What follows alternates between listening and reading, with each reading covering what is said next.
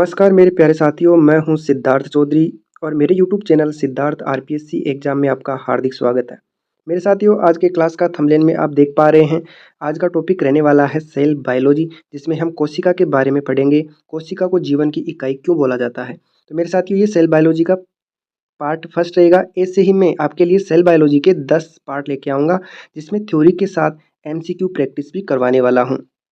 ये 10 पार्ट जिस साथी ने कंप्लीट कर लिए, फिर चाहे वो आरपीएससी फर्स्ट ग्रेड का विद्यार्थी हो या सेकंड ग्रेड का विद्यार्थी हो या लैब असिस्टेंट या जो विद्यार्थी हिंदी मीडियम से नीट की तैयारी कर रहा हो, ये पार्ट देखने के बाद उनका एग्जाम में एक भी सेल बायोलॉजी से रिलेटेड क्वेश्चन गलत नहीं होगा।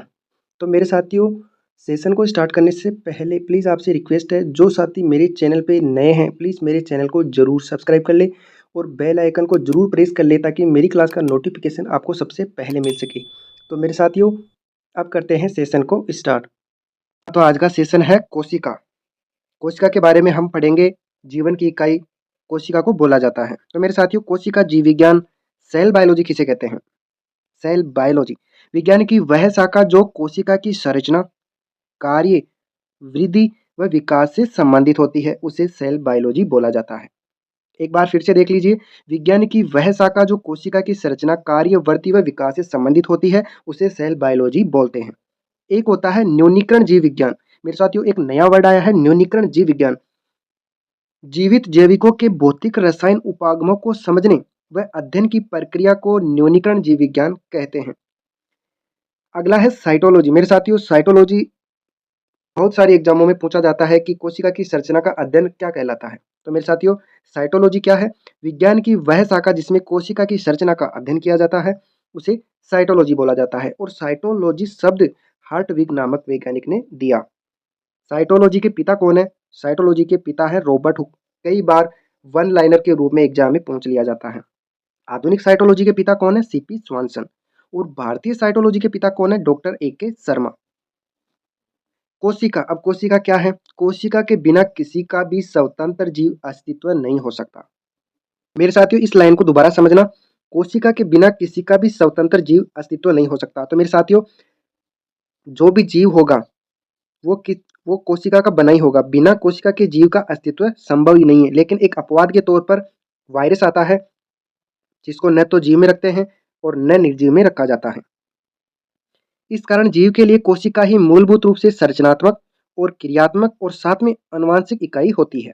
अब कोशिका का इतिहास। मेरे साथियों, कोशिका का इतिहास क्या है। कोशिका की खोज किसने की, मृत कोशिका की खोज किसने की, जीवित कोशिका की खोज किसने की, इसके बारे में पढ़ेंगे। तो कोशिका की खोज की थी 1665 में रॉबर्ट हुक ने। और किसके द्वारा की। संयुक्त सूक्ष्मदर्शी के द्वारा इन्होंने कोर के पतले टुकड़ों को जांचा था। जब इन्होंने कोर के पतले टुकड़ों को जांचा तो इन्हें मर्द छाल में बड़े कोष्ठक दिखाई दिए। और ये जो छाल थी, ये थी स्पेनिश ओक, जिसे कर्कश सुबर बोला जाता है। रॉबर्ट हुक ने इसे सेलुला शब्द दिया, जिसे बाद में कोशिका में रूपांतरित किया गया। और रॉबर्ट हुक ने ये जो कोशिका की खोज की, वो एक मर्द कोशिका भित्ति थी, जो कि पादप की थी। आगे देखिए। और मेरे साथियों, रॉबर्ट हुक ने अपनी जो खोज है वो माइक्रोग्राफिया पुस्तक में प्रस्तुत की। अगला है एंटोन वॉन लुवेनहोक। मेरे साथियों, इस वैज्ञानिक के द्वारा सर्वप्रथम जीवित कोशिका को खोजा गया। लुवेनहोक ने साथ में ही प्रोटोजोआ, बैक्टीरिया जिसे जीवाणु बोला जाता है, लाल रुधिर कणिकाएं और स्तनधारियों की शुक्राणु की भी खोज की, तथा इन्होंने उन्हें क्या नाम दिया। एनिमलकुलस नाम दिया। दो वैज्ञानिक और थे मेरे साथियों, एन ग्र्यू और मैल पिगी नामक वैज्ञानिकों के अनुसार पादप व जंतु में मिलने वाले कोशिका रूपी छोटे आधारभूत कणों को कर्मश, मेरे साथियों कर्मश पे ध्यान देना, जिन्होंने पादप में खोज की उन्हें ब्लेडर नाम दिया और जिन्होंने जंतु में खोजा उन्होंने यूट्रिकल्स कहा गया। अब कोशिका के प्रकार। मेरे साथियों, कोशिका दो प्रकार की होती है। एक होती है प्रोकैरियोटिक कोशिका और एक होती है यूकैरियोटिक कोशिका। यह है प्रोकैरियोटिक व यूकैरियोटिक कोशिकाओं के मध्य अंतर। तो मेरे साथियों, अंतर के क्या आधार हैं कि उनमें केंद्रक पाया जाएगा या नहीं पाया जाएगा, उनमें कोशिकाएं पाए जाएंगे या नहीं होंगे, कोशिका कंकाल जिसे साइटोस्केलेटन बोला जाता है वो उपस्थित होगा या नहीं होगा। इनके आधार पर प्रोकैरियोटिक व यूकैरियोटिक कोशिका के मध्य अंतर को देखा जाएगा। अब मेरे साथियों, अब हम पढ़ेंगे प्रोकैरियोटिक कोशिका के बारे में। प्रोकैरियोटिक कोशिका क्या है, इसका आकार क्या होता है, इसमें केंद्रक पाया जाता है या नहीं पाया जाता, कोशिका भित्ति होती है या नहीं होती है, ये सब पूरी डिटेल प्रोकैरियोटिक कोशिका के बारे में हम जानेंगे। तो मेरे साथियों पहला पॉइंट क्या है, आकार। तो मेरे साथियों प्रोकैरियोटिक कोशिका होती है वो छोटी होती है और कितनी होती है, 1 से 10 माइक्रोमीटर की होती है। नंबर पॉइंट आता है केंद्रक। इसमें कम विकसित केंद्रक पाया जाता है। मेरे साथियों जो प्रोकैरियोटिक कोशिका होती है इसमें जो केंद्रक होता है वो कम विकसित होता है और जिसमें क्या होता है, केंद्रक झिल्ली अनुपस्थित होती है। जो केंद्रक के चारों ओर जो झिल्ली पाई जाती है वो अनुपस्थित होती है और साथ में केंद्रिका ये भी अनुपस्थित होती है और क्रोमेटिन जाल में डीएनए के साथ स्टोन प्रोटीन के स्थान पर नॉन स्टोन प्रोटीन पॉलीएमीन पाई जाती है। मेरे साथियों दोबारा ध्यान देना, जो प्रोकैरियोटिक कोशिका होती है जिसमें जो क्रोमेटिन जाल में जो डीएनए के साथ जो स्टोन प्रोटीन के स्थान पर नॉन स्टोन प्रोटीन पॉलीएमीन पाई जाती है, ये सबसे बड़ा अंतर है।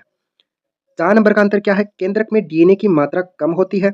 उपरोक्त लक्षणों वाले केंद्रक को, मेरे साथियों जिस केंद्रक में डीएनए की मात्रा कम होती है उस लक्षणों वाले केंद्र को क्या बोलते हैं, जीनोफोर बोलते हैं, इंसिपिएंट न्यूक्लियस बोला जाता है, न्यूक्लियोइड बोलते हैं, फाइब्रिलर न्यूक्लियस बोला जाता है या प्रोक्रोमोसोम भी कहा जाता है। अब पढ़ेंगे मेरे साथियों कोशिका भित्ति। प्रोकैरियोटिक कोशिका में जो कोशिका भित्ति होती है वो किसकी बनी होती है, तो मेरे साथियों इसमें जो कोशिका भित्ति होती है वो पेप्टाइडोग्लाइकेन, म्यूरिन या म्यूकोपेप्टाइड की बनी होती है। अपवाद के तौर पे देखते हैं, माइकोप्लाज्मा में कोशिका भित्ति होती है वो अनुपस्थित होती है और आर्कीबैक्टीरिया में जो कोशिका भित्ति होती है वो प्रोटीन, ग्लाइकोप्रोटीन और नॉन सेलुलोजिक पॉलीसेकेराइड या स्यूडोम्यूरिन की बनी होती है। और जो यू बैक्टीरिया होते हैं, एसिटोबैक्टर, जाइलिनम व जाइमोसार्चिना में जो कोशिका भित्ति होती है वो सेलुलोज की बनी होती है। अगला पॉइंट है कोशिका झिल्ली। तो मेरे साथियों प्रोकैरियोटिक कोशिका में कोशिका झिल्ली पाई जाती है या नहीं पाई जाती है, तो मेरे साथियों प्रोकैरियोटिक कोशिका में कोशिका झिल्ली पाई जाती है और कोशिका झिल्ली में श्वसन संबंधी एंजाइम पाए जाते हैं। कोशिका झिल्ली के अंतर्वलन से मीजोसोम का निर्माण होता है। तो मेरे साथियों जो माइकोप्लाज्मा होता है इसमें मीजोसोम अनुपस्थित होते हैं और जो नील हरित शैवाल में मीजोसोम के स्थान पर लेमेलोसोम पाए जाते हैं। और मेरे साथियों जो कोशिका झिल्ली होती है इसकी मोटाई कितनी होती है, 40 से 50 एंगस्ट्रॉम की मोटाई की होती है। अब मेरे साथियों नोट में क्या लिखा है, मीजोसोम में श्वसन संबंधी एंजाइम पाए जाते हैं। मीजोसोम में श्वसन संबंधी एंजाइम होते हैं अर्थात यह यूकेरियोटिक कोशिका के माइटोकॉन्ड्रिया के समान होता है। मीजोसोम जीनोफोर के प्रतिकृतिकरण में भी सहायता करता है। मेरे साथियों जीनोफोर अभी हमने पीछे पढ़ा था, जीनोफोर क्या होते हैं, जिसमें जिस केंद्रक में डीएनए की मात्रा कम होती है उसे जीनोफोर बोला जाता है। तो जीनोफोर के प्रतिकृतिकरण में मीजोसोम सहायक होता है और ये यूकेरियोटिक कोशिका के माइटोकॉन्ड्रिया के समान होते हैं। 2 नंबर का क्या है, प्रोकैरियोटिक की कोशिका भित्ति तथा झिल्ली के मध्य पेरीप्लाज्मिक स्पेस होता है। जो प्रोकैरियोटिक कोशिका की भित्ति होती है और कोशिका झिल्ली होती है उनके मध्य पेरीप्लाज्मिक स्पेस होता है जिसमें डाइजेस्टिव एंजाइम पाए जाते हैं। यह संरचना जंतु कोशिका के लाइसोसोम के समान होती है तथा यह पादप कोशिका के स्पिरोसोम के समान होती है। तो मेरे साथियों एग्जामिनर आपसे यह पूछ सकता है कि, कि प्रोकैरियोटिक कोशिका में जो डाइजेस्टिव एंजाइम होते हैं वो जंतु कोशिका में किसके समान होते हैं तथा पादप कोशिका में किसके समान होते हैं। तो मेरे साथियों जो प्रोकैरियोटिक कोशिका में जो डाइजेस्टिव एंजाइम होते हैं वो जंतु कोशिका के लाइसोसोम के समान होते हैं तथा पादप कोशिका के स्पिरोसोम के समान होते हैं। प्रोकैरियोटिक तथा यूकेरियोटिक की कोशिका झिल्ली की जो संरचना होती है वो समान होती है। अब 5 नंबर का पॉइंट क्या है, झिल्लीबद्ध संरचनाएं।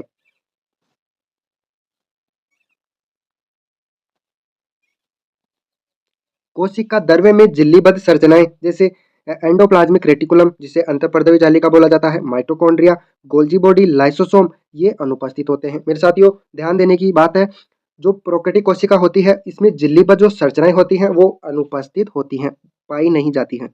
लेकिन अपवाद, बायोलॉजी में अपवाद तो बहुत भरे पड़े हैं।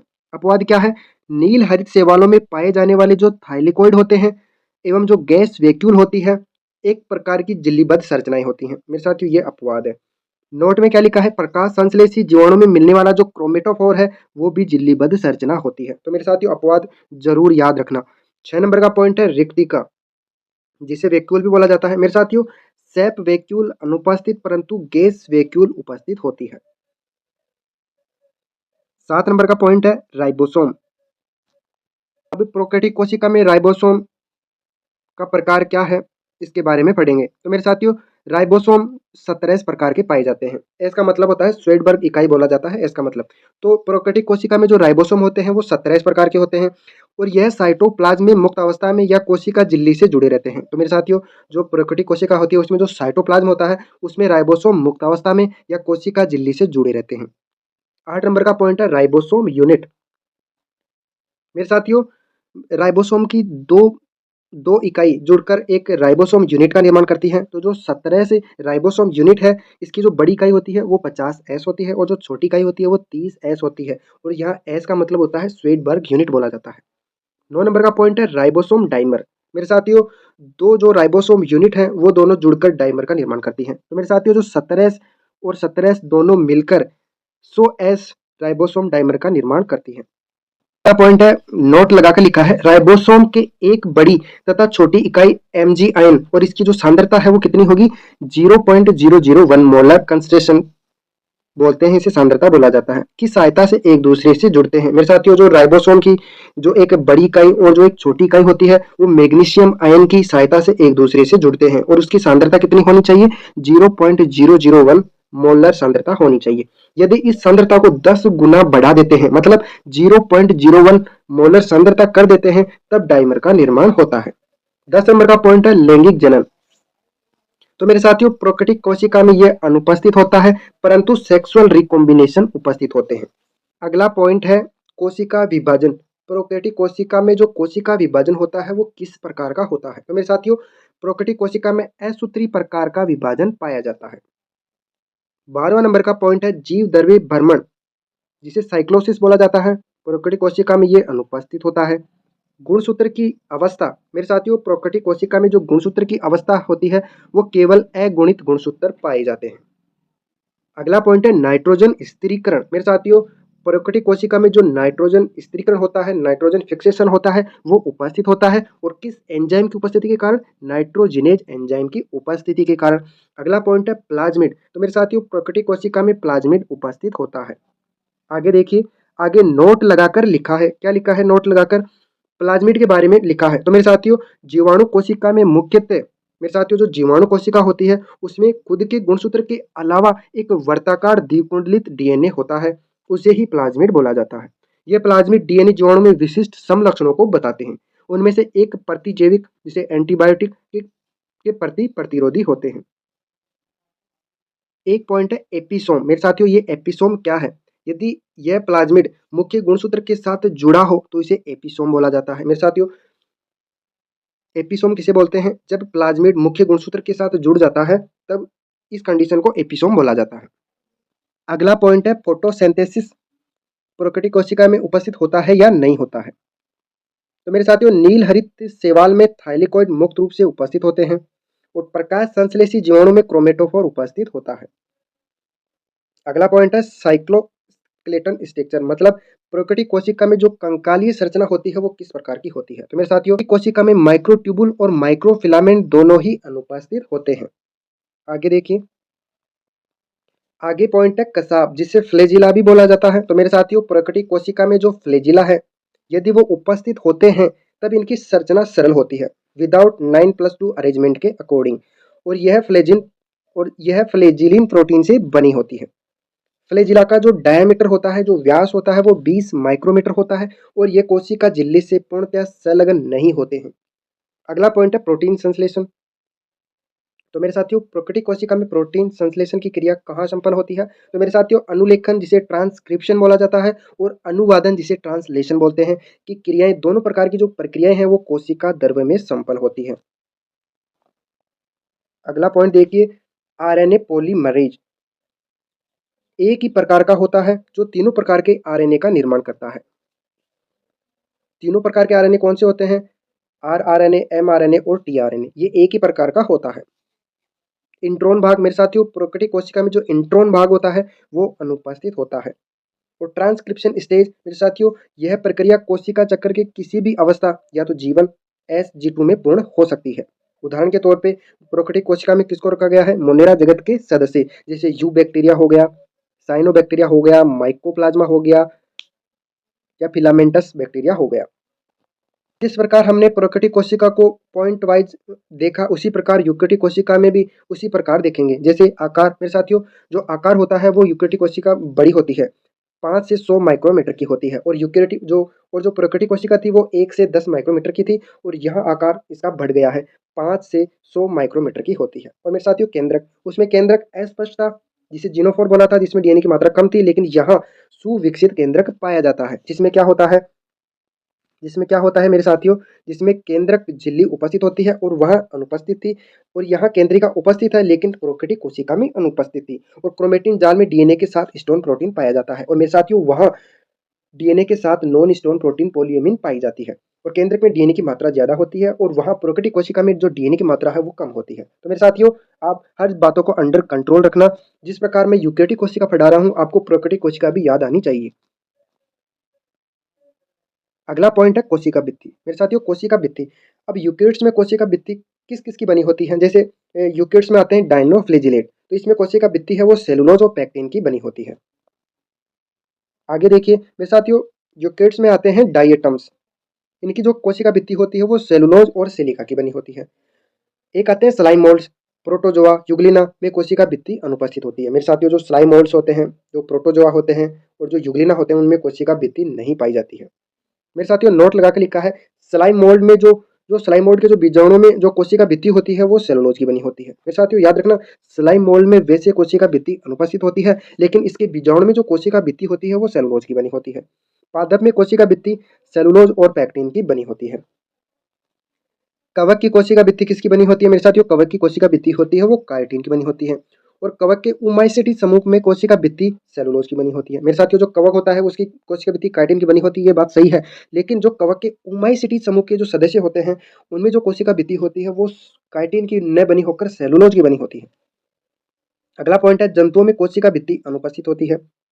जंतुओं में कोशिका भित्ति नहीं पाई जाती है, परंतु कुछ जंतु में कोशिका के बाहर एक आवरण पाया जाता है जिसे ग्लाइकोकैलिक्स बोला जाता है, और ये जो ग्लाइकोकैलिक्स होता है वो म्यूसिन, सैलिक अम्ल और हाइलुरोनिक अम्ल का बना होता है, और उसमें कैल्शियम और मैग्नीशियम भी पाया जाता है।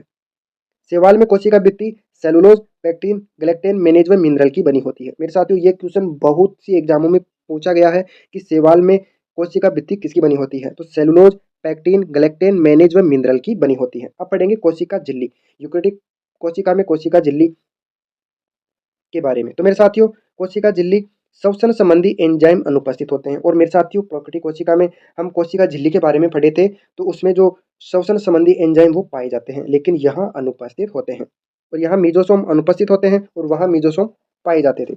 आगे देखिए मेरे साथियों इसकी मोटाई कितनी होती है? इसकी मोटाई होती है 100 एंगस्ट्रॉम।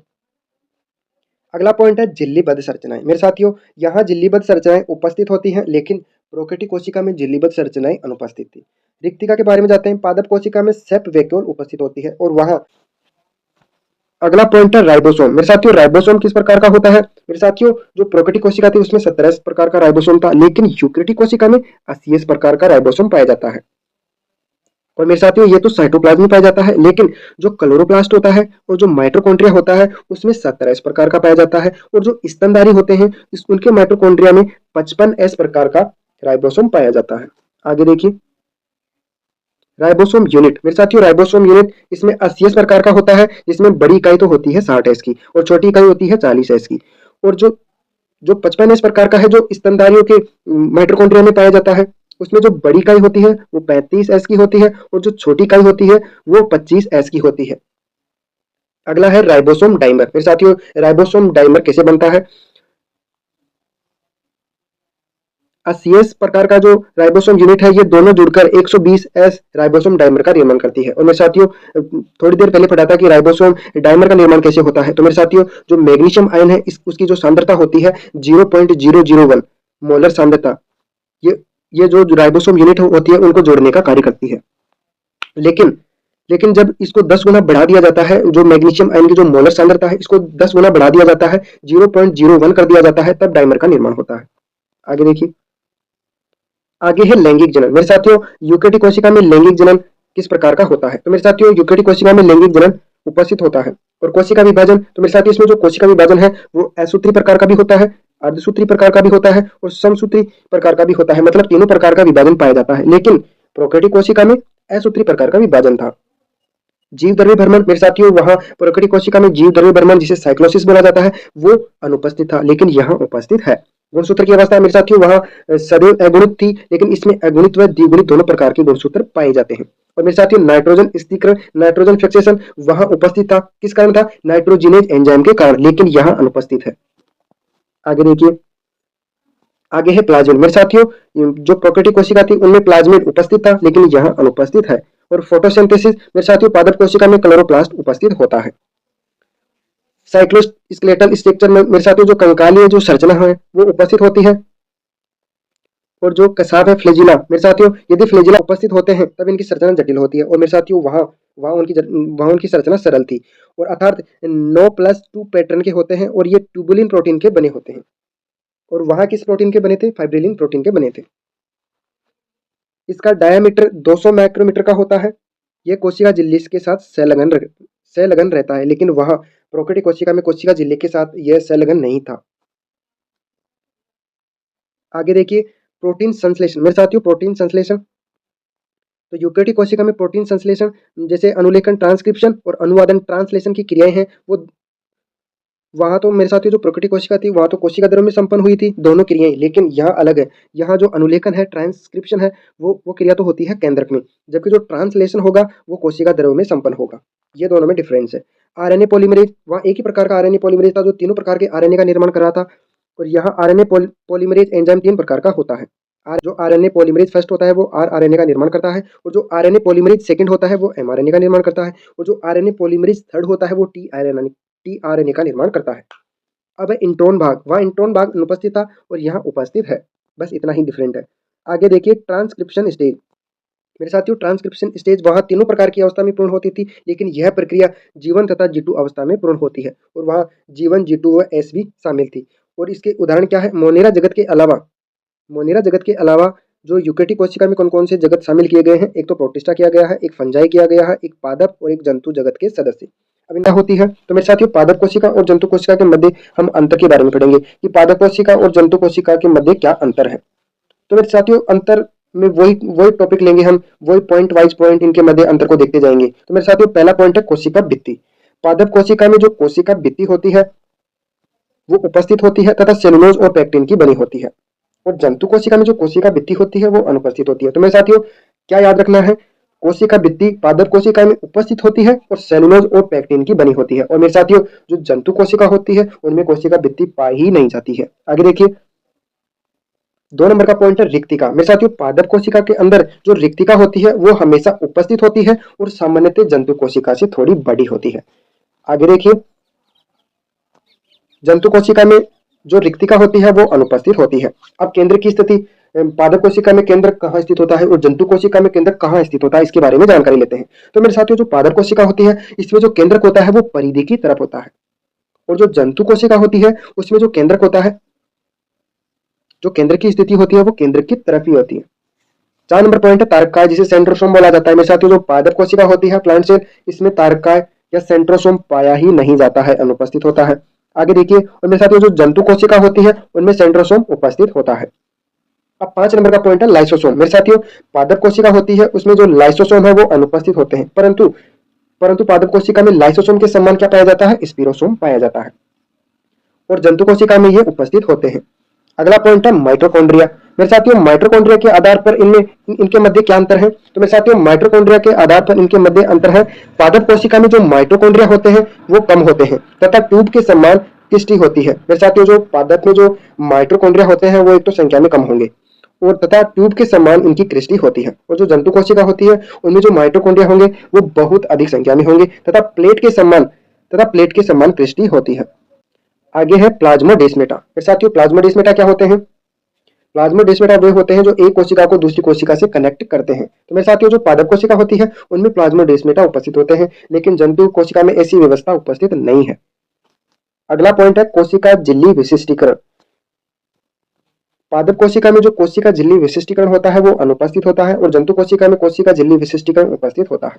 अब संचित भोज्य पदार्थ। मेरे साथियों पादप कोशिका में जो संचित भोज्य पदार्थ होता है, जो भोजन को इकट्ठा किया जाता है वो स्टार्च के रूप में इकट्ठा किया जाता है, और हमारे जंतुओं में ग्लाइकोजन के रूप में भोज्य जो संचित भोज्य है उसको स्टोर करते हैं। आगे पॉइंट है हरित लवक मेरे साथियों, क्लोरोप्लास्ट। तो मेरे साथियों जो क्लोरोप्लास्ट होता है वो पादप कोशिका में उपस्थित होता है और जंतु कोशिका में ये अनुपस्थित होता है। और क्लोरोप्लास्ट का क्या कार्य है? पादप कोशिका में प्रकाश संश्लेषण को करना। अगला पॉइंट है कोशिका द्रव्य विभाजन। मेरे साथियों जो पादप कोशिका होती है उसमें जो कोशिका द्रव्य मतलब जो कोशिका द्रव्य का विभाजन है वो किस विधि द्वारा होता है? कोशिका प्लेट विधि द्वारा। और जो जंतु कोशिका होती है उसमें जो कोशिका द्रव्य का विभाजन होता है वो कोशिका खांच विधि द्वारा होता है। मेरे साथियों जो कुछ नोट दिए गए हैं उनको ध्यानपूर्वक पढ़ लीजिएगा। पादप में जंतुओं की अपेक्षा माइटोकॉन्ड्रिया कम पाए जाते हैं। पहली बात तो यह है कि पादपों में जो माइटोकॉन्ड्रिया होते हैं वो जंतुओं की अपेक्षा कम होते हैं, क्योंकि पादपों में एटीपी का निर्माण माइटोकॉन्ड्रिया के साथ साथ क्लोरोप्लास्ट में होता है। मेरे साथियों जो पादप होते हैं उनमें माइटोकॉन्ड्रिया कम क्यों होते हैं? क्योंकि पादपों में माइटोकॉन्ड्रिया के अलावा क्लोरोप्लास्ट भी पाया जाता है जो एटीपी का निर्माण करता है, और हमारे जो जंतु होते हैं उनमें क्लोरोप्लास्ट नहीं पाया जाता है। इसलिए एटीपी के निर्माण के लिए माइटोकॉन्ड्रिया को अकेले ही बनाना पड़ता है। इसलिए माइटोकॉन्ड्रिया की जो संख्या है वो बहुत ज़्यादा होती है। पादपों में जो सेल प्लेट होती है या कोशिका भित्ति का निर्माण होता है वो सेंट्रीफ्यूगल क्रम में होता है, जबकि जो जंतु कोशिका होती है उसमें जो कोशिका खांच का निर्माण सेंट्रीपिटल क्रम में होता है। अब मेरे साथियों अब आता है कोशिका सिद्धांत। मेरे साथियों सेल थ्योरी क्या है? कोशिका सिद्धांत किसे कहते हैं? तो मेरे साथियों ये जो सिद्धांत है ये स्लाइडेन जो कि जर्मन बॉटनिस्ट वैज्ञानिक थे और स्वान जो कि जर्मन जूलॉजिस्ट थे, एनसीईआरटी के अनुसार ये ब्रिटिश के भी माने जाते हैं। इन्होंने इस कोशिका सिद्धांत को दिया। 1838 में स्लाइडेन ने बताया कि पादप कोशिकाओं की समान संरचना होती है। स्लाइडेन ने क्या बताया कि पादप कोशिकाओं की समान संरचना होती है। इसके अनुसार सभी पादप भिन्न भिन्न प्रकार की कोशिकाओं के बने होते हैं तथा ये कोशिकाएं मिलकर उत्तक का निर्माण करती हैं। और 1839 में स्वान ने बताया कि जंतु कोशिकाओं में जो कोशिका भित्ति होती है वो अनुपस्थित होती है, परंतु बाकी कोशिका संरचना पादप कोशिका के समान होती है। तो मेरे साथियों स्लाइडेन में स्वान ने कोशिका सिद्धांत साथ में प्रस्तुत किया जो बाद में स्वान ने इसे रूपांतरित किया। स्वान ने यह परिकल्पना प्रस्तुत की कि जंतु तथा पादपों का शरीर कोशिकाओं व उनके उत्पादों से मिलकर बना होता है। मेरे साथियों स्वान ने एक परिकल्पना प्रस्तुत की कि जंतुओं पर जो पादपों का शरीर है वो कोशिकाओं तथा उनके उत्पादों से मिलकर बना होता है। अब अगला पॉइंट है कोशिका सिद्धांत के मुख्य बिंदु क्या थे? मेरे साथियों जो स्लाइड है स्वान ने जो कोशिका सिद्धांत दिया उसके मुख्य बिंदु क्या है? सभी जीव कोशिका व उनके उत्पाद के बने होते हैं। एक बात तो यह है। कोशिका की संख्या के अनुसार सजीव एक कोशिकीय से बहुकोशिकीय होते हैं। मेरे साथियों जो जीव होते हैं वो एक कोशिका से लेकर बहुकोशिकीय बने होते हैं और कोशिका में केंद्रक के साथ जीव द्रव्य होता है। सभी कोशिकाएं उनके संरचना तथा उपापचयन में समान होती हैं। कोशिका संरचनात्मक, क्रियात्मक व आनुवंशिक इकाई है। कोशिका में आनुवंशिक पदार्थ होता है जो लक्षणों के स्थानांतरण के लिए उत्तरदायी होता है। आगे देखिए, आगे का पॉइंट है कोशिका सभी उपापचयी क्रियाओं के लिए उत्तरदायी होती है। आधुनिक कोशिका सिद्धांत मेरे साथियों जो आधुनिक कोशिका सिद्धांत है उसमें क्या डिफरेंट है? कोशिका सिद्धांत बाद में रुडोल्फ विर्चो ने रूपांतरित किया। मेरे साथियों जो आधुनिक सिद्धांत है वो किसने दिया? रुडोल्फ विर्चो ने दिया। रुडोल्फ विर्चो ने क्या क्या बताया? रुडोल्फ विर्चो ने एक व्यक्तित्व दिया ओमनिस सेलुला ई सेलुला, अर्थात कि नई कोशिकाएं पहले से उपस्थित कोशिकाओं से बनी होती हैं। मेरे साथियों रुडोल्फ विर्चो ने एक व्यक्तित्व दिया ओमिन सेलुला ई सेलुला, अर्थात इसका मतलब क्या है कि नई कोशिकाएं पहले से उपस्थित कोशिकाओं से बनी होती है। इसे बाद में लुईस पास्चर ने प्रमाणित किया कि नए जीव पहले से उपस्थित जीव से उत्पन्न होते हैं। अब कोशिका सिद्धांत के खंडन क्या है? एक तो कोशिका सिद्धांत है वो विषाणु पर लागू नहीं होता है, एक तो ये खंडन है। और जो प्रोकैरियोटिक होते हैं जैसे बैक्टीरिया है, नील हरितशैवाल है और माइकोप्लाज्मा, इनमें जो केंद्रक होता है वो सुविकसित नहीं होता है। आगे देखिए, और बहुकेंद्रीय जो कवक होते हैं जैसे फाइकोमाइसीटी समूह के सदस्य होते हैं वो बहुकेंद्रीय कवक होते हैं। और कुछ ऊतक जैसे संयोजी ऊतक में निर्जीव पदार्थ अधिक मात्रा में होता है। कोशिका सिद्धांत में अंतरकोशिकीय पदार्थ की कोई पुष्टि नहीं हुई है। कुछ कोशिकाएं जैसे परिपक्व जो आरबीसी होती है हमारी लाल रक्त कणिकाएं, और जो परिपक्व चालनी नलिकाएं होती हैं उनमें केंद्रक नहीं होता है, परंतु ये कोशिकाएं जीवित व क्रियात्मक होती हैं। ये इनके अपवाद है। कोशिका सिद्धांत नई कोशिकाएं बनने की विधि का वर्णन नहीं कर सका। मेरे साथियों जो कोशिका सिद्धांत का खंडन है ये इनके पॉइंट है, आपको अच्छी तरीके से पढ़ लेना है। तो मेरे साथियों अब बात करते हैं कोशिका आकार, सेल साइज। तो मेरे साथियों कोशिका का आकार प्रत्येक जीव में अलग अलग होता है। सबसे छोटी कोशिका कौन सी है? माइकोप्लाज्मा, जिसका जो आकार है वो 0.1 से 0.3 माइक्रोमीटर का होता है। जबकि जो जीवाणु होता है बैक्टीरिया में 3 से 5 माइक्रोमीटर की होती है। बहुकोशिकीय जीवधारी में जो मनुष्य की जो लाल रक्त कोशिका का व्यास होता है वो लगभग 7 माइक्रोमीटर का होता है। और मेरे साथियों, सबसे ज़्यादा छोटी कोशिकाएं होती हैं वो उपापचयी रूप से ज़्यादा सक्रिय होती हैं। अब मेरे साथियों, कुछ महत्वपूर्ण बिंदु के बारे में हम जानते हैं। जैसे छोटी प्रकृति कोशिका कौन सी है? माइकोप्लाज्मा, जिसे पीपीएलओ बोलते हैं। ये सबसे छोटी प्रकृति कोशिका है। बड़ी प्रकृति कोशिका कौन सी है? स्पाइरुलिना। सबसे छोटी तो माइकोप्लाज्मा हो गई और सबसे बड़ी हो गई प्रकृति कोशिका स्पाइरुलिना, जिसमें 70% प्रोटीन पाया जाता है। और कोशिका भित्ति सहित छोटी सजीव कोशिका कौन सी है? ये प्रोकैरियोटिक जीवाणु बैक्टीरिया है। सबसे बड़ी एकोशिकीय यूकेरियोटिक पादप कोशिका कौन सी है? एसिटाबुलेरिया। बड़ी एकोशिकीय यूकेरियोटिक जंतु कोशिका कौन सी है? अमीबा है।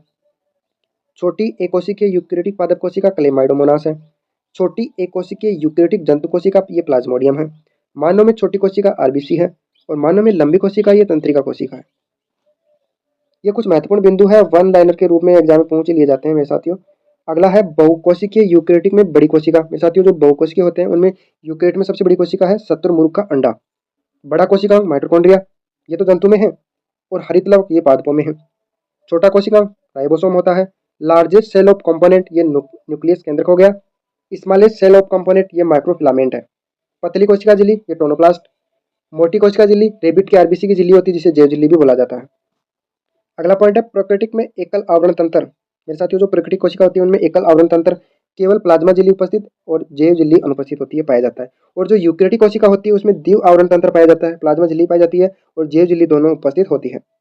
विभेदन के आधार पर कोशिकाओं को 3 मुख्य वर्गों में बांटा गया है। एक होता है अनडिफरेंटिएटेड सेल, यह कोशिकाएं विभाजन करने में सक्षम होती है। जंतुओं में स्टेम सेल और पादपों में मेरिस्टेमेटिक सेल ये अनडिफरेंटिएटेड सेल का उदाहरण है। एक होती है डिफरेंटिएटेड सेल, यह पश्च समसूत्री कोशिकाएं होती हैं जो विभाजित होकर एक विशेष लक्षण में बदल जाती हैं और एक निश्चित कार्य करती हैं। ये स्थायी कोशिकाएं, मेरे साथियों, जो डिफरेंटिएटेड सेल होती है वो स्थायी कोशिकाएं होती हैं जिनमें विभाजन क्षमता नहीं होती है। और एक होता है टी डिफरेंटिएटेड सेल। कुछ विभेदित जो डिफरेंटिएटेड सेल होती हैं कोशिकाएं अविभेदित अनडिफरेंटिएटेड कोशिकाओं में बदल जाती हैं, जिन्हें डी डिफरेंटिएटेड कहते हैं। ये कोशिकाएं घाव भरने, पुनरुद्भवन में व द्वितीयक वृद्धि के लिए महत्वपूर्ण होती हैं। अब मेरे साथियों, यूकेरियोटिक कोशिका की संरचना में क्या क्या पॉइंट आते हैं। मैंने प्लांट सेल को लिया है, आप जंतु कोशिका को भी ले सकते हैं। तो प्लांट सेल में क्या होता है? प्लांट सेल में एक तो सेल वॉल होता है और एक प्रोटोप्लास्ट होता है। प्रोटोप्लास्ट 2 भागों में बढ़ जाता है, एक सेल मेम्ब्रेन में बढ़ जाता है और एक एंडोप्लाज्म या प्रोटोप्लाज्म में बढ़ जाता है। और जो एंडोप्लाज्म या प्रोटोप्लाज्म है वो साइटोप्लाज्म में बट जाता है और एक न्यूक्लियस में बट जाता है। और न्यूक्लियस के 4 पार्ट हैं, न्यूक्लियर मेम्ब्रेन है, केंद्रिका है, न्यूक्लियोप्लाज्म है और क्रोमेटिन फाइबर है। और मेरे साथियों, क्रोमेटिन फाइबर में क्या क्या होता है? डीएनए होता है, हिस्टोन प्रोटीन होती है, मेटल आयन होते हैं और आरएनए होता है।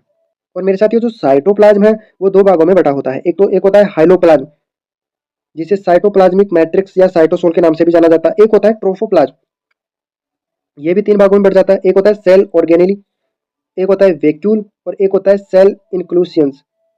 और मेरे साथियों, जो साइटोसोल होता है वो क्या होता है? यह कोशिका द्रव्य का एक भाग होता है जहां कोशिकांग अनुपस्थित होते हैं तथा यह भाग जल व जल में गुलित पदार्थों से मिलकर बना होता है। आगे देखिए, आगे का पॉइंट है कोशिका भित्ति। कोशिका भित्ति के बारे में पढ़ते हैं मेरे साथियों। परिभाषा क्या है? पादप कोशिकाओं, कवक कोशिकाएं, कुछ प्रोटिस्टा समूह के सदस्यों की कोशिकाएं। प्रकृति कोशिका में कोशिका का सबसे बाह्यतम कठोर सुरक्षात्मक आवरण कोशिका भित्ति कहलाती है। मेरे साथियों, पादप कोशिकाएं हो गई, कवक कोशिकाएं हो गई और कुछ प्रोटिस्टा समूह के सदस्यों की जो कोशिकाएं होती हैं वो प्रकृति कोशिका में कोशिका का जो सबसे बाह्यतम कठोर सुरक्षात्मक आवरण कोशिका भित्ति कहलाती है। मेरे साथियों, जो जंतु कोशिका होती है उनमें कोशिका भित्ति नहीं पाई जाती है। कोशिका भित्ति की खोज किसने की? तो मेरे साथियों, कोशिका भित्ति की खोज की रॉबर्ट हुक ने। विभिन्न जीवों में कोशिका भित्ति का संगठन विभिन्न प्रकार का होता है। मेरे साथियों, कुछ जीव दिए गए हैं और उनका संगठन दिया गया है, उनके बारे में पढ़ते हैं। जैसे यू बैक्टीरिया। मेरे साथियों, जो यू बैक्टीरिया होता है उनमें जो कोशिका भित्ति का संगठन होता है वो किस प्रकार का होता है? तो मेरे साथियों, यू बैक्टीरिया में जो कोशिका भित्ति बनी होती है वो पेप्टाइडोग्लाइकेन, म्यूरिन या म्यूकोपेप्टाइड की बनी होती है। और जो आर्की बैक्टीरिया होते हैं उनकी जो कोशिका भित्ति होती है वो प्रोटीन, ग्लाइकोप्रोटीन, स्यूडोम्यूरिन या नॉन सेलुलोजिक पॉलीसेकेराइड की बनी होती हैं। और मेरे साथियों, जो साइनोबैक्टीरिया होते हैं उनकी जो कोशिका भित्ति होती है वो पेप्टाइडोग्लाइकेन एंड लिपोपॉलीसेकेराइड की बनी होती है। और जो माइकोप्लाज्मा होते हैं उनमें कोशिका भित्ति एब्सेंट होती है। और मेरे साथियों, जो डाइटम्स होते हैं उनमें जो कोशिका भित्ति होती है वो सेलुलोज और सिलिका की बनी होती हैं। और जो डायनोफ्लेजिलेट्स होते हैं उनमें कोशिका भित्ति सेलुलोज और पैक्टिन की बनी होती है। और मेरे साथियों, जो फंजाई हैं जिन्हें कवक भी बोलते हैं उनकी कोशिका भित्ति काइटिन की बनी होती है, जो कि पॉलीमर होता है NAG का। और मेरे साथियों, शैवाल की जो कोशिका भित्ति है वो सेलुलोज, गलेक्टेन, मेनोज, मिनरल्स की बनी होती है। और मेरे साथियों, जो प्लांट सेल है उसकी कोशिका भित्ति सेलुलोज और पैक्टिन की बनी होती है और एनिमल में इसमें एब्सेंट होती है। अगला पॉइंट है कोशिका भित्ति की सामान्य संरचना। मेरे साथियों, कोशिका भित्ति की सामान्य संरचना किस प्रकार की होती है? कोशिका भित्ति चार परतों में दर्शाई गई है जो निम्न प्रकार है। एक होती है मिडल लेमिला, कोशिका भित्ति 4 परतों में दर्शाई गई है। एक होती है मिडल लेमिला, फिर होती है प्राइमरी वॉल, फिर होती है सेकेंडरी वॉल, फिर होती है टर्सरी वॉल। मेरे साथियों, कोशिका भित्ति 4 परतों में दर्शाई गई है। कोशिका भित्ति के 4 परतों में मेरे साथियों, एक होता है मिडल लेमिला, फिर होती है प्राइमरी वॉल, फिर होती है सेकेंडरी वॉल, फिर होती है टर्सरी वॉल। मेरे साथियों, 4 लेयर होती हैं। एक होता है मिडल लेमिला होता है, एक प्राइमरी वॉल होती है, एक सेकेंडरी वॉल होती है और एक टर्सरी वॉल होती है। तो मेरे साथियों, जो मध्य परत होती है जिसे मिडल लेमिला बोलते हैं उसके बारे में जानते हैं। मिडल लेमिला यह कोशिका भित्ति का सबसे बाह्यतम स्तर होता है। मेरे साथियों, जो कोशिका भित्ति का जो सबसे बाह्यतम स्तर है वो मिडल लेमिला होता है, जबकि यह एक पृथकृत कोशिका का सबसे बाह्यतम स्तर प्राथमिक भित्ति होती है। मेरे साथियों, जो कोशिका भित्ति का सबसे बाह्यतम स्तर होता है वो तो मिडल लेमिला होता ही है, जबकि एक पृथकृत कोशिका होती है का सबसे बाह्यतम स्तर प्राथमिक भित्ति होती है। इस स्तर को बाइंडिंग लेयर, मेरे साथियों जो मिडल लेमिला होता है इस स्तर को बाइंडिंग लेयर भी बोला जाता है, या कनेक्टिंग लेयर भी बोला जाता है, या सीमेंट लेयर के नाम से भी जाना जाता है। जो मध्य पटलिका होती है वो मुख्यतः कैल्शियम एवं मैग्नीशियम पेक्टेट की बनी होती है। पेक्टिनेज एंजाइम की सहायता से इस परत को घोला जा सकता है। इस परत का निर्माण प्राय केंद्र विभाजन की टीलोफेज अवस्था में प्रारंभ होता है। मेरे साथियों, जो जो इस परत का निर्माण होता है, जो कैल्शियम पेक्टेट की बनी होती है, जो मैग्नीशियम पेक्टेट की बनी होती है, जो मध्य पटलिका, इसका जो निर्माण होता है वो केंद्र विभाजन की टीलोफेज अवस्था में होता है और इसको पेक्टिनेज एंजाइम की सहायता से इसे घोला भी जा सकता है। अब नोट लगाकर कुछ बातें लिखी गई हैं, उनको ध्यानपूर्वक पढ़ लेना। पादप कोशिकाओं के मध्य पाए जाने वाले अंतर कोशिकीय स्थलों का निर्माण इस मध्य पटलिका के घुलने से ही होता है। मेरे साथियों, जो पादप कोशिका के मध्य पाए जाने वाले जो अंतर कोशिकीय स्थल होते हैं उनका निर्माण कैसे होता है? मध्य पटलिका के घुल जाने के कारण ही होता है। और मेरे साथियों, जो परिपक्व फल होते हैं उनमें जो मध्य पटलिका होती है उनके घुलने के कारण ये फल मुलायम हो जाते हैं। इथेफॉन 2-क्लोरोएथिल फेस्पोनिक एसिड, मेरे साथियों इसका उपयोग फलों को कृत्रिम रूप से पकाने में किया जाता है क्योंकि यह पदार्थ एथिलीन मुक्त करता है। एक एंजाइम है पॉलीग्लाइकोन्यूरेज एंजाइम, भी फलों को पकाने में सहायक होता है। पेक्टिन एक कॉमर्शियल जेली एजेंट की तरह उपयोग में लिया जाता है। मेरे साथियों, जो पेक्टिन होता है वो कॉमर्शियल जेली एजेंट के रूप में उपयोग किया जाता है। अब है प्राथमिक भित्ति। मेरे साथियों, मिडिल लेमिला के बारे में जान लिया, अब पढ़ते हैं प्राथमिक भित्ति के बारे में। प्राथमिक भित्ति क्या है? यह मध्य पटलिका जिसे मिडिल लेमिला के ये नीचे उपस्थित होती है, यह पृथकृत कोशिका का सबसे बाह्यतम स्तर होता है। विपज्योति की कोशिका में सिर्फ प्राथमिक भित्ति ही पाई जाती है। मेरे साथियों, जो विपज्योति की कोशिकाएं होती हैं उनमें सिर्फ प्राथमिक भित्ति ही पाई जाती है। प्राथमिक भित्ति कोमल, पतली एवं पारगम्य होती है। वह प्लाज्मोडेस्माटा भी इसी स्तर में पाए जाते हैं। मेरे साथियों, प्लाज्मोडेस्माटा क्या होते हैं? जो एक कोशिका को दूसरी कोशिका से कनेक्ट करते हैं। ये प्लाज्मोडेस्माटा प्राथमिक भित्तिका में ही पाए जाते हैं। अगला पॉइंट है द्वितीयक भित्ति। मेरे साथियों, द्वितीयक भित्ति क्या है? यह प्राथमिक भित्ति के अंदर की तरफ स्थित होती है तथा स्वयं 3 स्तरों S1, S2, S3 से बनी होती है, जिसमें S2 जो स्तर होता है वो अधिक मोटा होता है। अब मेरे साथियों, जो जो प्राथमिक कोशिका भित्ति होती है और जो द्वितीय कोशिका भित्ति होती है उनमें क्या डिफरेंस है इसके बारे में हम जान लेते हैं। मेरे साथियों, जो प्राथमिक कोशिका भित्ति होती है यह पतली एवं सभी प्रकार की पादप कोशिका में पाई जाती है, जबकि जो द्वितीय कोशिका भित्ति होती है यह मोटी व परिपक्व कोशिकाओं में मिलती है। प्राथमिक भित्ति के ताजा भार में 60% तक जल पाया जाता है तथा द्वितीय कोशिका भित्ति में इसमें ताजा भार में 30 से 40% तक जल उपस्थित रहता है। प्राथमिक कोशिका भित्ति के शुष्क भार में हेमीसेलुलोज 50% होता है, सेलुलोज 20% होता है और प्रोटीन 5% होती है और लिपिड 5 से 10% पाया जाता है। जबकि द्वितीय कोशिका भित्ति के शुष्क भार में जो हेमीसेलुलोज होता है वो 25% होता है, मतलब प्राथमिक कोशिका भित्ति का आधा, और सेलुलोज 40% होता है और प्रोटीन बहुत कम मिलता है और लिपिड प्राय अनुपस्थित होता है। और मेरे साथियों जो प्राथमिक भित्ति में जो लिग्निन होता है वो अनुपस्थित होता है और द्वितीयक भित्ति में लिग्निन उपस्थित होता है।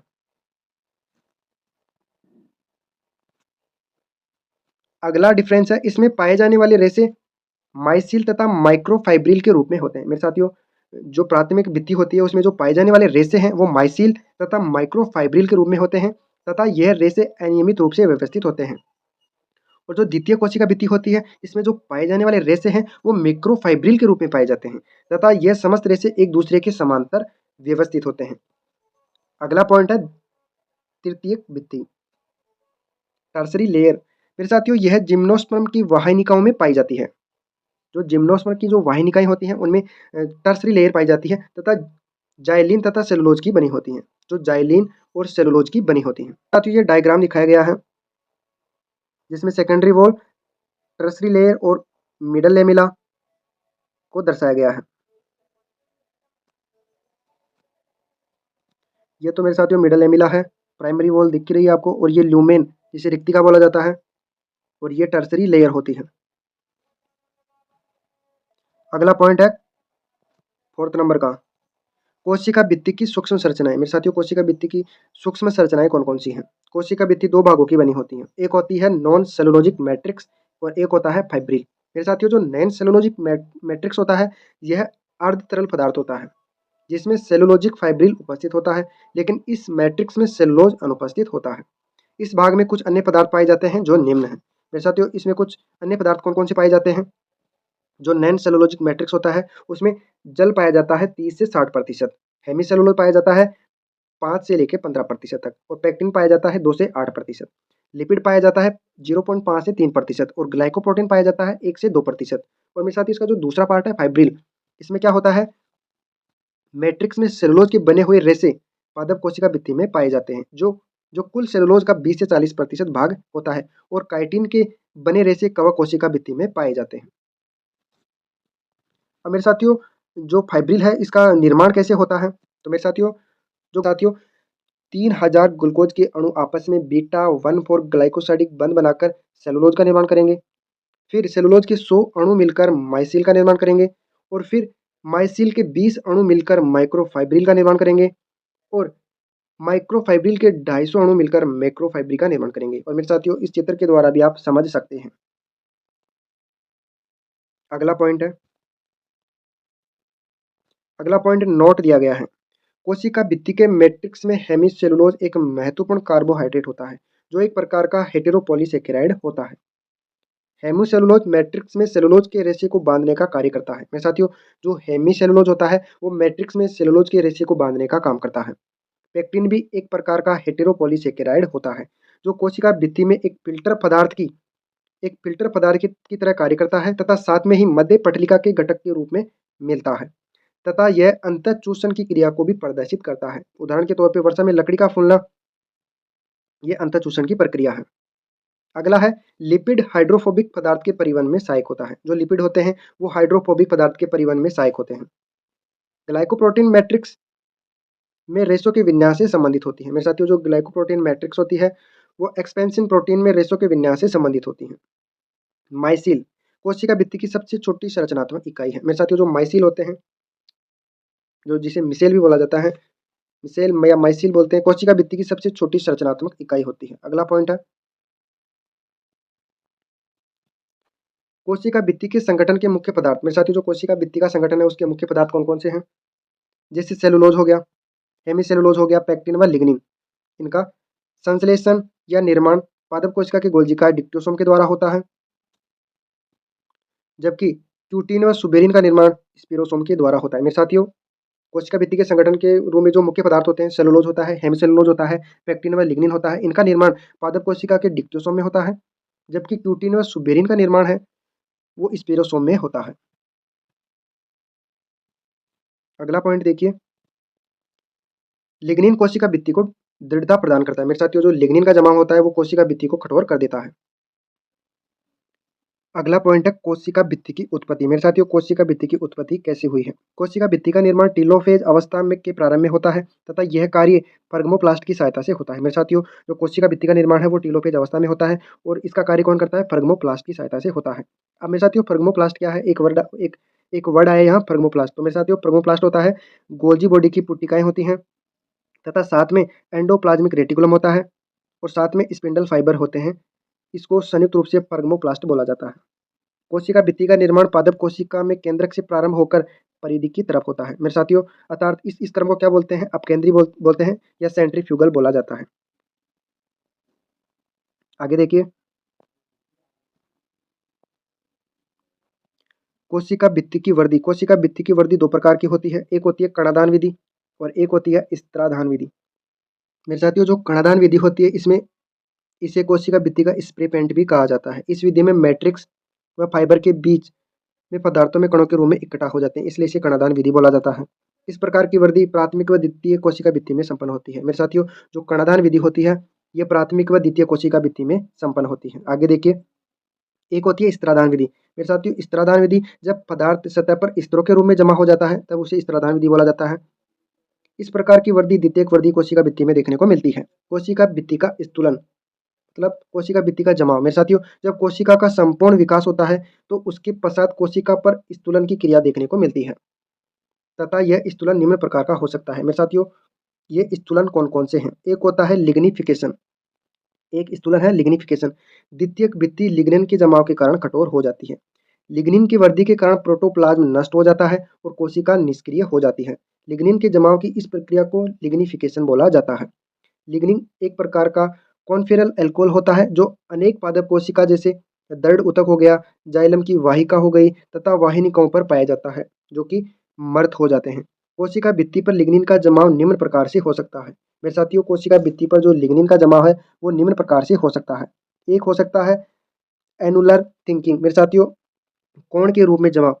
It is present in vessels and tracheids of protoxylem. जो एनुलर थिंकिंग होता है वो किस में प्रेजेंट होता है? वेसल्स, ट्रैकिड्स और प्रोटोजाइलम में होता है। स्पाइरल स्पाइरल किस में मिलता है? वेसल्स, ट्रैकिड और प्रोटोजाइलम में मिलता है। और रेटिकुलेटेड किस में मिलता है? Vessels and tracheids of metaxylem में मिलता है। और स्केलेरिफॉर्म किस में मिलता है? Vessels and tracheids of metaxylem में मिलता है। और पिटेड यानी गर्त के रूप में जमाव, ये किस में मिलता है? Vessels and tracheids of metaxylem में मिलता है। अब मेरे साथियों, गर्त क्या होते हैं जिन्हें पिट्स बोला जाता है? कोशिका भित्ति पर जब लिग्निन का पूर्ण रूप से जमाव हो जाता है तो कुछ स्थान ऐसे शेष रह जाते हैं जहां लिग्निन का जमाव एवं द्वितीय भित्ति अनुपस्थित होती है। इन स्थानों को गर्त बोला जाता है। गर्त हमेशा युग्म में बनते हैं तथा प्रत्येक गर्त युग्म निर्माण में दोनों कोशिका की बराबर भूमिका होती है। गर्त की संरचना, प्रत्येक गर्त में दो भाग होते हैं, एक होती है पिट मेम्ब्रेन और एक होता है पिट चैम्बर। मेरे साथियों, जो पिट मेम्ब्रेन होती है वो पारगम्य होती है और पिट मेम्ब्रेन में क्या क्या होता है? प्राइमरी वॉल होती है, बीच में मिडल लेमिला होता है और फिर आगे भी प्राइमरी वॉल होती है। पिट चैम्बर में क्या होता है? इस स्थान पर द्वितीय भित्ति अनुपस्थित होती है। अब गर्त दो प्रकार के होते हैं मेरे साथियों। गर्त गुहा के आधार पर गर्त दो प्रकार के होते हैं, एक होता है सिंपल पिट, साधारण गर्त। इस प्रकार के गर्त में गर्त गुहा का व्यास पूरी लंबाई में एक समान होता है। यह गर्त मोटी कोशिका भित्ति वाले स्क्लेरोकोइमा में अधिक मात्रा में पाए जाते हैं। एक होता है बोर्डेड पिट। मेरे साथियों, इस प्रकार के गर्त में गर्त गुहा का व्यास अंदर से बाहर की तरफ जाने पर बढ़ता चला जाता है। यह गर्त प्लास्तनुमा होता है। इस प्रकार के गर्त में पिट मेम्ब्रेन पर एक फूली हुई संरचना पाई जाती है जिसे टोरस कहते हैं। इस टोरस में सुबेरिन का जमाव देखने को मिलता है। मेरे साथियों, जो जो बोर्डेड पिट होता है उसमें पिट मेम्ब्रेन पर एक फूली हुई संरचना पाई जाती है जिसे टोरस बोलते हैं और टोरस में सुबेरिन का जमाव देखने को मिलता है। इस प्रकार के गर्त में विसरण की क्रिया टोरस के द्वारा नियंत्रित की जाती है और यह एक कपाट की तरह कार्य करता है। टोरस दो पास स्थित कोशिकाओं के दाब का नियमन भी करता है। आगे देखिए, आप चित्र भी देख सकते हैं। जो ये बीच में जो फूली हुई संरचना है उसे टोरस बोला जाता है। आगे नोट दिया गया है, जो कमल होता है लोटस, इसका जो पादप का जो पुष्पासन है वो टोरस कहलाता है। जिम्नोस्मर की वाहिनिकाओं पर परिवेशित गर्त के दोनों और कोशिका भित्ति पर कुछ पदार्थों के जमाव के कारण एक मोटा सेक्टर बन जाता है जिसे बार ऑफ सैनियो बोलते हैं, जिसे क्रेसुला भी कहा जाता है। मेरे साथियों, एक होता है हाल्फ बोर्डेड पिट। जब एक गर्त युग्म में एक तरफ परिवेशित गर्त व दूसरी तरफ सरल गर्त पाया जाता है तो उसे हाल्फ बोर्डेड पिट कहते हैं। एक होता है ब्लाइंड पिट, जब एक तरफ से गर्त पाया जाता हो एवं दूसरी तरफ से गर्त अनुपस्थित हो तो उसे ब्लाइंड पिट बोलते हैं। एक होता है बंद गर्त, जब एक गर्त सुबेरिन के जमाव के कारण बंद हो जाता है तो उसे बंद गर्त बोला जाता है। आगे देखिए, प्लाज्मोडेस्माटा। मेरे साथियों, प्लाज्मोडेस्माटा इसकी खोज की थी टेंगल नामक वैज्ञानिक ने, जबकि इसका नाम दिया था स्टार्सबर्गर ने। कोशिका भित्ति छिद्रित होती है। प्लाज्मोडेस्माटा यूकेरियोटिक पादप कोशिका में पाया जाता है। ये दो पादप कोशिकाओं के बीच एक कोशिकीय द्रव्य संबंध होता है। एक प्लाज्मोडेस्माटा वाले स्थान पर 20 से 400 एंगस्ट्रॉम व्यास का कोशिका भित्ति में एक छिद्र पाया जाता है तथा इस छिद्र के दोनों तरफ कोशिका झिल्ली मिलती है। इस स्थान पर कुछ पतले सरल व साकित नलिकाएं जिन्हें डेस्मोट्यूबुल कहते हैं ये पाई जाती हैं। ये डेस्मोट्यूबुल दोनों तरफ की सेल के एंडोप्लाज्मिक रेटिकुलम से जुड़े होते हैं। अब मेरे साथियों, प्लाज्मोडेस्माटा का कार्य क्या है? ये दो कोशिकाओं के मध्य संवेदनाओं, पोषक पदार्थों व अन्य पदार्थों के स्थानांतरण से संबंधित होते हैं। अब मेरे साथियों, 2 नंबर का आता है क्यूटीन द्वारा स्थूलन। हमने लिग्निन द्वारा तो स्थूलन पढ़ लिया, अब आता है क्यूटीन द्वारा स्थूलन। इस प्रकार का स्थूलन पादप के वायवीय भागों में पाया जाता है, उदाहरण तना तथा पत्ती। तो मेरे साथियों, क्यूटीन एक प्रकार का हाइड्रोक्सी वसीय अम्लों का बहुलक होता है तथा यह जल के लिए अपारगम्य होता है। यह मरुद्भिद पौधों में वाष्पोत्सर्जन को कम करता है। इस प्रकार के स्थूलन की क्रिया को क्यूटिनाइजेशन बोला जाता है। क्यूटीन के जमाव की वजह से क्यूटिकल का निर्माण होता है। मेरे साथियों, नोट दिया गया है। क्यूटिनाइजेशन क्या होता है? जब कोशिका भित्ति पर क्यूटीन के कणों के रूप में जमाव होता है उसे क्यूटिनाइजेशन बोलते हैं। और क्यूटिकुलिराइजेशन क्या होता है? ये दोनों वर्ड बिल्कुल सेम से दिख रहे हैं लेकिन इनमें बहुत फर्क है। एक होता है क्यूटिकुलिराइजेशन, जब पादप की पत्ती व तने की अधिचर्म पर, मेरे साथियों, जब पादप की पत्ती और तने की अधिचर्म पर क्यूटिन परत के रूप में जमा हो जाता है तब इसे क्यूटिकुलिराइजेशन बोलते हैं। और क्यूटिनाइजेशन किसे बोलते हैं? जब कोशिका भित्ति पर क्यूटिन का कणों के रूप में जमाव देखने को मिलता है। आगे देखिए, 3 नंबर का पॉइंट है सुबेरिन द्वारा स्थूलन। मेरे साथियों, सुबेरिन एक प्रकार का वसीय अम्ल होता है जो वायु व जल दोनों के लिए अपारगम्य होता है। सुबेरिन के जमाव के फलस्वरूप कोशिका मर्त हो जाती है। इस प्रकार के पदार्थ के जमाव को सुबेराइजेशन बोलते हैं। मेरे साथियों, एग्जाम्पल के तौर पर कॉर्क सेल है, सुबेरिन का जमाव देखने को मिलता है और ये कोशिका मर्त हो जाती है। जड़ों की जो अंतःस्त्रम होती है एंडोडर्मिस, इन कोशिकाओं में भी सुबेरिन का जमाव देखने को मिलता है।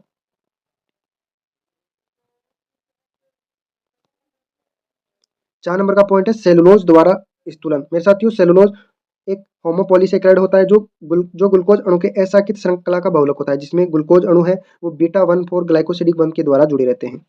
उदाहरण के तौर पर जो कपास के रेशे होते हैं उनमें 95% सेलुलोज से निर्मित होता है। आगे नोट दिया गया है, कई बार सेलुलोज के विघटन के फलस्वरूप सलिस्मा का निर्माण होता है। उदाहरण के तौर पे मालवेसी कुल के जो सदस्य होते हैं। 5 नंबर का पॉइंट है खनिज पदार्थों के द्वारा स्थूलन। मेरे साथियों, जैसे खनिज पदार्थ जैसे सिलिका और कैल्शियम कार्बोनेट, इनके द्वारा भी स्थूलन होता है। घास की पत्तियों व इक्विसिटम के तने, डाइटम्स की कोशिका भित्ति पर सिलिका का जमाव देखने को मिलता है। प्राथमिक भित्ति सभी पदार्थों के लिए पारगम्य होती है, लेकिन लिग्नीकृत, क्यूटिनीकृत, सुबेरीकृत और कोशिका भित्ति अपारगम्य होती है। मेरे साथियों, प्राथमिक भित्ति सभी पदार्थों के लिए पारगम्य होती है, लेकिन इन पर लिग्निन का जमाव हो जाए, क्यूटिन का जमाव हो जाए, सुबेरिन का जमाव हो जाए तो ये कोशिका भित्ति अपारगम्य होती है। तो मेरे साथियों, अब लास्ट में थ्योरी के बाद हम एमसीक्यू प्रैक्टिस करने वाले हैं। तो मेरे साथियों, हम इसको स्टार्ट करते हैं। पहला क्वेश्चन है, कोशिका की खोज किसने की थी? तो मेरे साथियों, कोशिका की खोज की थी रॉबर्ट हुक ने 1665 में कॉर्क के टुकड़े में इसकी खोज की थी। अगला क्वेश्चन है, कोशिका की खोज कब हुई? तो मेरे साथियों, कोशिका की खोज हुई थी 1665 में। तो इसका सही उत्तर हो जाएगा 17वीं शताब्दी के द्वितीय अर्धक में। 1665 आ गया, सही है। तो इसका फोर्थ ऑप्शन सही हो जाएगा। अगला क्वेश्चन देखिए, 3 नंबर का क्वेश्चन है, कोशिका सिद्धांत को सर्वप्रथम रूपांतरित किसने किया था? तो मेरे साथियों, सर्वप्रथम रूपांतरित किया था स्वान नामक वैज्ञानिक ने। कोशिका सिद्धांत दिया था स्लाइडेन और स्वान दोनों ने, लेकिन रूपांतरित किया था स्वान नामक वैज्ञानिक ने। अगला क्वेश्चन है, मानव शरीर में कितने प्रकार की कोशिकाएं पाई जाती हैं? तो मेरे साथियों, मानव शरीर में 300 प्रकार की कोशिका पाई जाती है। अगला क्वेश्चन देखिए, गर्त झिल्ली होती है। मेरे साथियों, गर्त झिल्ली क्या होती है? इसके ऑप्शन दे रखे हैं। गर्त झिल्ली होती है बाहर की तरफ प्राथमिक कोशिका भित्ति, फिर मध्य पटलिका, फिर प्राथमिक कोशिका भित्ति, इसे गर्त झिल्ली बोला जाता है। अगला क्वेश्चन देखिए, कोशिकाएं जो विभाजन की क्षमता रखती हैं। तो मेरे साथियों, स्टेम कोशिका भी विभाजन की क्षमता रखती है, विभजत कोशिकाएं भी रखती हैं और अविभेदित कोशिका भी रखती हैं। तो इसका सरकारी ऑप्शन सही हो जाएगा। अगला क्वेश्चन है 7 नंबर का, कोशिका सिद्धांत किसने प्रस्तुत किया? तो मेरे साथियों, कोशिका सिद्धांत प्रस्तुत किया था स्लाइडेन व समान नामक वैज्ञानिक ने। तो इसका पहला ऑप्शन सही हो जाएगा। अगला क्वेश्चन देखिए, रॉबर्ट हुक के द्वारा प्रेक्षित का कोशिकाओं का आरेख किसमें प्रकाशित किया गया? तो मेरे साथियों ये प्रकाशित हुआ था माइक्रोग्राफिया नामक पुस्तक में। अगला क्वेश्चन, आधुनिक कोशिका विज्ञान का जनक कौन है? तो मेरे साथियों आधुनिक कोशिका विज्ञान के जनक है सीपी स्वानसन। तो इसका 2 नंबर का ऑप्शन सही हो जाएगा। अगला क्वेश्चन देखिए, 10 नंबर का क्वेश्चन है, मुक्त कोशिकाओं की खोज सर्वप्रथम किसने की? तो मेरे साथियों ये मुक्त नहीं है, यहाँ मर्द कोशिकाएं हैं, आप करेक्शन कर लेना। तो मेरे साथियों मर्द कोशिकाओं की खोज की थी रॉबर्ट हुक ने। अगला क्वेश्चन है, छोटी कोशिका होती हैं, मेरे साथियों जो छोटी कोशिका होती हैं वो अधिक उपापचय सक्रिय होती हैं। तो इसका 4 नंबर ऑप्शन सही हो जाएगा। प्रकाश सूक्ष्मदर्शी में न्यूनतम आकार की कोशिका कौन सी है? तो मेरे साथियों प्रकाश सूक्ष्मदर्शी में न्यूनतम आकार की कोशिका 0.25 माइक्रोमीटर की होती है। अगला क्वेश्चन देखिए, कोशिका सिद्धांत का अपवाद कौन सा है? तो मेरे साथियों कोशिका सिद्धांत का अपवाद है विषाणु, जिसे वायरस भी बोला जाता है। अगला क्वेश्चन है, कोशिकीय पूर्ण सख्तता का अर्थ क्या है? मेरे साथियों पूर्ण सख्त का मतलब होता है टोटेपोटेंसी। तो इसका सही उत्तर हो जाएगा 4 नंबर का ऑप्शन, पादप कोशिकाओं की वह क्षमता जिससे वो संपूर्ण पादप का निर्माण करती है, टोटेपोटेंसी कहलाती है। अगला क्वेश्चन है, प्लाज्मोडेस्माटा का अध्ययन किया, मेरे साथियों प्लाज्मोडेस्माटा का अध्ययन किसने किया था? ये स्टार्स बर्गर ने किया था। और प्लाज्मोडेस्माटा की खोज किसने? टेंजले नामक वैज्ञानिक ने की थी। अगला क्वेश्चन है 16 नंबर का क्वेश्चन है, किसने प्रतिपादित किया कि कोशिका जीवन की इकाई होती है तथा उत्तक कोशिकाओं के बने होते हैं? मेरे साथियों ये किसने बताया था? ये बताया था स्वान नामक वैज्ञानिक ने। अगला क्वेश्चन है, मानव शरीर में सबसे लंबी कोशिका कौन सी है? तो मेरे साथियों मानव शरीर में सबसे लंबी कोशिका है तंत्रिका कोशिका। अगला क्वेश्चन है, कोशिका सिद्धांत के अनुसार, मेरे साथियों कोशिका सिद्धांत के अनुसार कोशिका जीवों की आधारभूत संरचनात्मक इकाई है।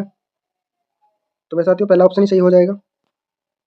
अगला क्वेश्चन है, सीसीएमबी, मेरे साथियों सीसीएमबी की फुल फॉर्म होती है centre for cellular molecular biology. तो मेरे साथियों ये कहाँ स्थित है? ये हैदराबाद में स्थित है। तो इसका 4 नंबर का ऑप्शन सही हो जाएगा, हैदराबाद में। अगला क्वेश्चन है, कोशिका सिद्धांत कब प्रस्तुत किया गया? तो मेरे साथियों कोशिका सिद्धांत 1838-39 में स्लाइडेन व स्वान नामक वैज्ञानिकों ने प्रस्तुत किया। 21 नंबर का क्वेश्चन है, ब्लेडर शब्द का प्रयोग किसने किया? मेरे साथियों जो 2 वैज्ञानिक थे एन ग्रीव और मेल्पीगी, ब्लेडर शब्द किसने दिया? ये ग्रीव नामक वैज्ञानिक ने दिया। अगला क्वेश्चन है, निम्न में से कौन केंद्रक रहित है? मेरे साथियों केंद्रक रहित कौन है? ये चालनी नलिका केंद्रक रहित है।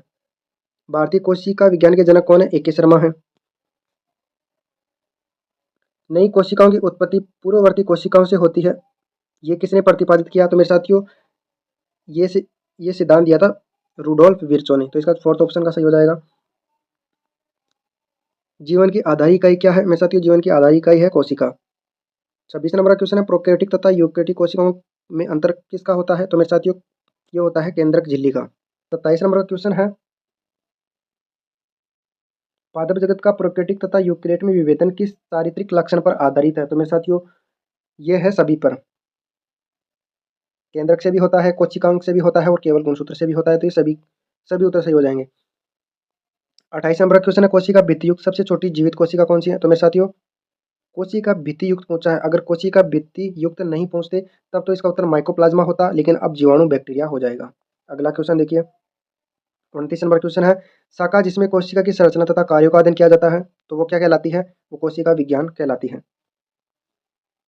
अगला क्वेश्चन देखिए, अधोलिखित में कौन एक प्रोकैरियोट है? मेरे साथियों साल्मोनेला टाइफी जो कि एक प्रोकैरियोट है, और बाकी एगेरिक्स, हरा शैवाल और जीवाणु भोजी ये प्रोकैरियोट नहीं है। 31 नंबर क्वेश्चन है, प्रोकैरियोट शब्द का अर्थ है कि एक कोशिका में विस्तृत केंद्रक होता है। तो इसका 3 नंबर का ऑप्शन सही हो जाएगा। पादप तथा जंतु कोशिका में मुख्य अंतर क्या है? तो मेरे साथियों पादप व जंतु कोशिका में क्या अंतर है? जंतु कोशिका में कोशिका भित्ति का अभाव होता है, ये पादप कोशिका और जंतु कोशिका में मुख्य अंतर है। अगला क्वेश्चन है, सूक्ष्म ज्ञात कोशिका कौन सी है? ये पीपीएलओ है, प्लूरोनिमोनिया लाइक ऑर्गेनिज्म, जिसे माइकोप्लाज्मा भी बोला जाता है। अगला क्वेश्चन है 34, अधोलिखित में से कौन प्रोकैरियोट में अनुपस्थित होता है? तो मेरे साथियों माइटोकॉन्ड्रिया प्रोकैरियोट में अनुपस्थित होता है। अधोलिखित में कौन कोशिका का आधे से अधिक भाग बनाता है? तो मेरे साथियों आधे से अधिक भाग बनाता है जल। अगला क्वेश्चन है 36, यदि एक जीवित कोशिका पृथ्वी पर उपस्थित कोशिका के समान है, किसी अन्य ग्रह पर पाई जाती है जहाँ ऑक्सीजन नहीं है, तो कौन सा कोशिकांग संभवतः अनुपस्थित होगा? तो मेरे साथियों वो होगा सूत्रकणिका, जिसे माइटोकॉन्ड्रिया बोलते हैं। ऊर्जा की मुद्रा क्या है? मेरे साथियों एटीपी, जिसे एडिनोसिन ट्राइफॉस्फेट बोला जाता है, ये ऊर्जा की मुद्रा है। अगला क्वेश्चन है, जब एक पादप कोशिका को सेलुलोज तथा पेक्टिने से उपचारित किया जाता है तो अधोलिखित में से किसका निर्माण होता है? तो मेरे साथियों ये निर्माण होता है प्रोटोप्लास्ट का। थर्ड नंबर का ऑप्शन सही हो जाएगा।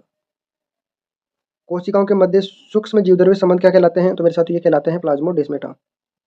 मध्य पटलिका बनी होती है कैल्शियम तथा मैग्नीशियम पेक्टेट की बनी होती है। 41 नंबर का क्वेश्चन है, आंतरिक परत जो दो पास पास स्थित कोशिकाओं की भित्ति को जोड़ती है, ये प्लाज्मोडेस्माटा है। एक परिपक्व पादप कोशिका रखती है, मेरे साथियों एक परिपक्व पादप कोशिका क्या रखती है? तो इसका सही उत्तर हो जाएगा जीवद्रव्य कोशिका भित्ति तथा रिक्तिका।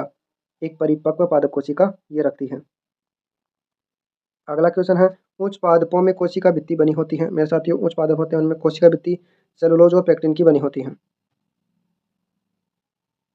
पादप कोशिका भित्ति की मध्य पटलिका में एक आवश्यक तत्व कौन सा है?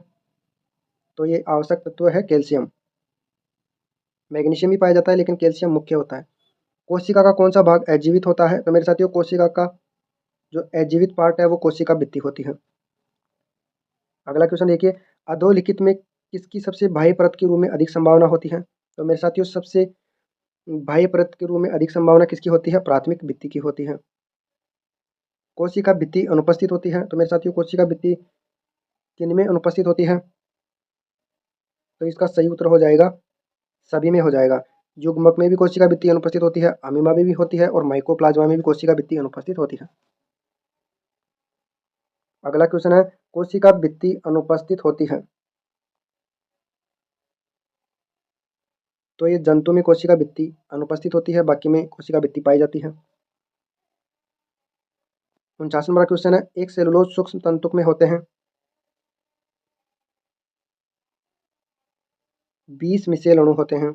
पादप कोशिका में कोशिका भित्ति होती है,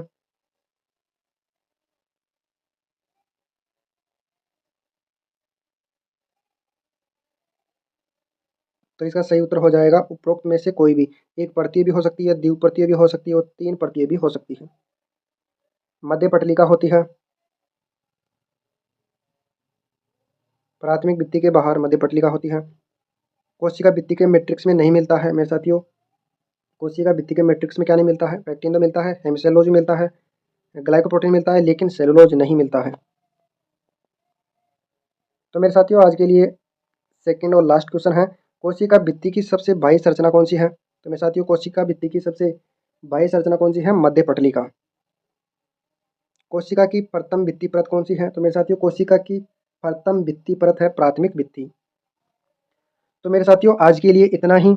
आज का सेशन आपको कैसा लगा? अगर अच्छा लगा तो इस सेशन को ज़्यादा से ज़्यादा साथियों को साझा कर देना, तथा जो साथी मेरे चैनल पे नए हैं तो प्लीज़ मेरे चैनल को जरूर सब्सक्राइब कर लेना और बेल आइकन को जरूर प्रेस कर लेना ताकि मेरी क्लास का नोटिफिकेशन मिलता रहे। तो मेरे साथियों अगला पार्ट आपके लिए रहेगा सेल मेम्ब्रेन का, कोशिका झिल्ली से संबंधित हम अगला पार्ट लेकर आएंगे और उनसे संबंधित एमसीक्यू प्रैक्टिस भी करेंगे। तो मेरे साथियों आज के लिए इतना ही। जय हिंद, जय भारत।